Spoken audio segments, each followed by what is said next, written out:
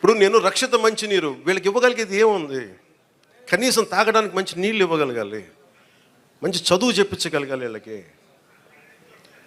ఏం చేయగలం? వీళ్ళకి కనీసం వాళ్ళకి వాళ్ళ అవసరాలకు కానీ, వాళ్ళు చదువుకోవడానికి కానీ, హాస్పిటల్స్ కానీ, వైద్యం ఏదైనా ఇబ్బంది వస్తే హాస్పిటల్స్ కానీ, చదువుకోవడానికి బడి కానీ. నేను చెప్తాను 2047 చంద్రబాబు గారు మేము ఇదే అనుకుంటున్నాం. చంద్రబాబు గారు ఇదే చెప్తా ఉన్నారు, అద్భుతంగా రాణించాలి, భారతదేశం should become number 1 in the world అని. మోడీ గారి కోరిక అదే. ఆ కోరిక నిజం నెరవేర్చాలంటే మనం ఈ తరం కోసం పనిచేయాలి. ఇలా నేను ఓట్ల కోసం ఇక్కడ తీసుకురాలా. వీళ్ళ గుండెలు చేసి చెప్తున్నా, వీళ్ళకి భరోసా ఇవ్వడానికి వచ్చాను. మేము ఉన్నాం. నా బిడ్డల కోసం నేను ఎంత తపన పడుతున్నా నాకు తెలియదు, కానీ అందరూ నా బిడ్డలే అనిపిస్తారు నాకు. ఈ బిడ్డల కోసం నాకు అనిపిస్తుంది, ఈ బిడ్డల కోసం.